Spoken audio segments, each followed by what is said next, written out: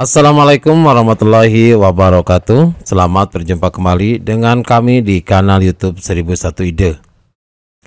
Pada video kali ini kita akan membahas mata pelajaran Ilmu Pengetahuan Alam atau IPA kelas 8 halaman 283 sampai dengan 286 kurikulum 2013. Kita akan membahas pada bagian yang ke-6 atau bab ke-6, yaitu sistem peredaran darah manusia. Namun sebelum lanjut pada video pembahasan, kami mengucapkan terima kasih atas dukungannya terhadap perkembangan channel ini, yaitu dengan menekan tombol subscribe dan mengaktifkan tombol notifikasinya. Silahkan buka bukunya dan perhatikan pada halaman 283 pada bagian uji kompetensi. Yang A, pilihlah salah satu jawaban yang paling tepat. Nomor 1, pernyataan yang paling tepat tentang ciri-ciri komponen penyusun darah adalah titik-titik. Silahkan perhatikan pilihannya dari A, B, C, ataupun D. Maka jawaban yang paling tepat adalah yang B, di mana eritrosit memiliki inti sel. Selnya berbentuk bulat pipih dan bagian tengahnya cekung atau disebut bikonkav. Selanjutnya soal yang kedua. Pernyataan yang benar tentang sel darah putih adalah titik-titik. Perhatikan pilihannya dari A, B, C, dan D. Maka jawaban yang paling tepat adalah yang D, di mana fungsi utama dari sel darah putih adalah melawan kuman, garis miring, bibit penyakit yang masuk ke dalam tubuh dan membentuk antibodi. Soal yang ketiga.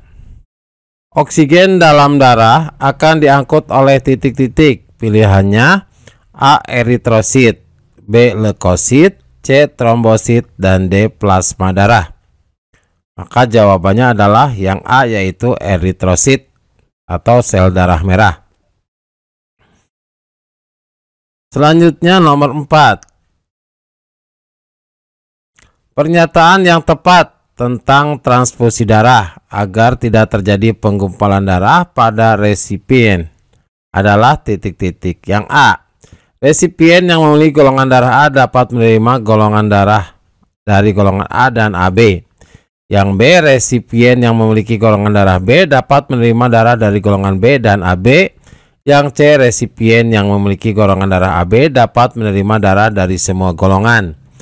Yang D, resipien yang memiliki golongan darah O dapat menerima darah dari golongan O dan AB.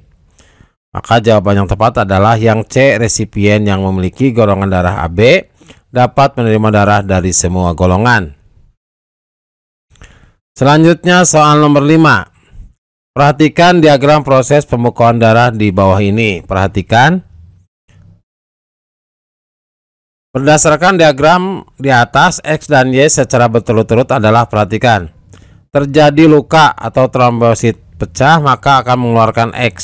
X di sini adalah trombokinase atau tromboplastin. Kemudian yang Y itu akan berubah menjadi apa oleh vitamin K? Akan berubah menjadi trombin, yaitu Y ini adalah protombin. Jadi jawabannya adalah yang D, di mana jika terjadi luka itu akan mengeluarkan trombosit pecah, akan mengeluarkan trombokinase. Nah, trombokinase ini akan mengubah apa? Mengubah protombin menjadi trombin. Selanjutnya soal nomor 6. Perhatikan kelainan berikut ini. Yang satu hipertensi, yang kedua hipotensi, yang ketiga buta warna, yang keempat arteriole, yang kelima anemia, dan yang keenam stroke. Yang merupakan gangguan yang terjadi pada sistem peredaran darah terdapat pada nomor titik-titik. Jawabannya adalah D, yaitu pada hipertensi, hipotensi, anemia, dan stroke 1, 2, 5, dan 6. Itu adalah gangguan pada sistem peredaran darah. Selanjutnya soal nomor 7. Urutan peredaran yang benar urutan peredaran darah yang benar adalah titik-titik. Jadi silakan perhatikan pilihannya dari A, B, C, dan D. Maka jawaban yang tepat adalah D, di mana dari seluruh tubuh akan masuk ke serambi kanan, kemudian ke bilik kanan, selanjutnya akan menuju ke paru-paru. Dari paru-paru ke serambi kiri, terus ke bilik kiri, dan selanjutnya ke seluruh tubuh. Kemudian siklus itu akan terus berputar. Selanjutnya soal nomor 8. Pembuluh darah yang kaya dengan oksigen berasal dari paru-paru dan masuk ke serambi kiri adalah titik-titik.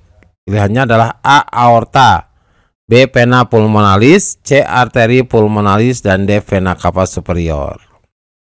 Maka jawaban untuk pertanyaan ini adalah D, yaitu vena cava superior. Jadi vena cava superior itu merupakan pembuluh darah yang membawa oksigen yang berasal dari paru-paru ke serambi kiri.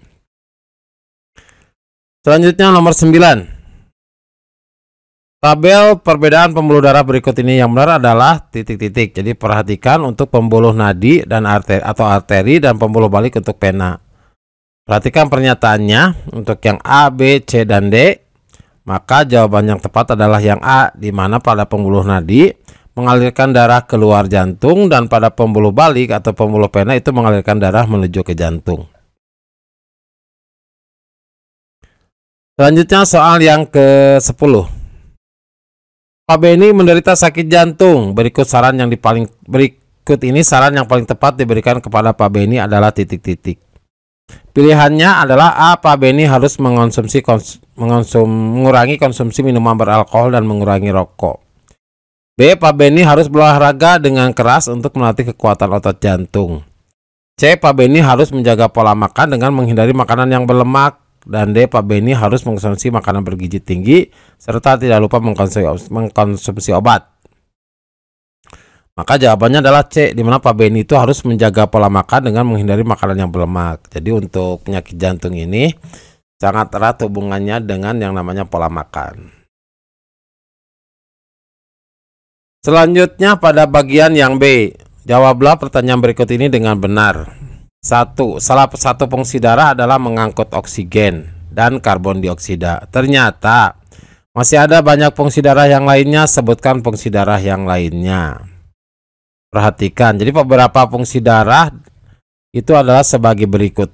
Jadi yang A itu fungsi darah sebagai fungsi pengangkutan atau transportasi.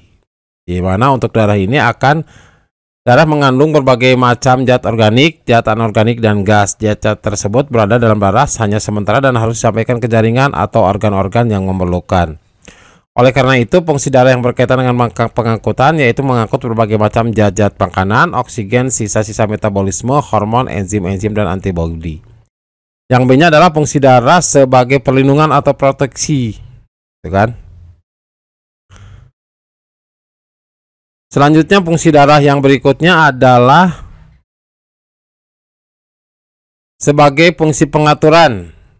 Jadi pada fungsi pengaturan atau homeostatis merupakan usaha tubuh untuk mencapai keadaan yang seimbang antara kondisi tubuh dengan kondisi lingkungan. Jadi berikut ini akan dipaparkan berlangsungnya proses pengaturan tersebut. Yang pertama adalah pengaturan kandungan air jaringan. Selanjutnya adalah pengaturan suhu tubuh atau termoregulasi. Dan yang terakhir adalah pengaturan keasaman atau kita sebut pH. Jadi keasaman darah atau pH darah harus dijaga dalam rentang tertentu untuk menunjang fungsi darah secara maksimal. Proses pengaturan pH darah dilakukan oleh garam anorganik, protein plasma, dan sel-sel.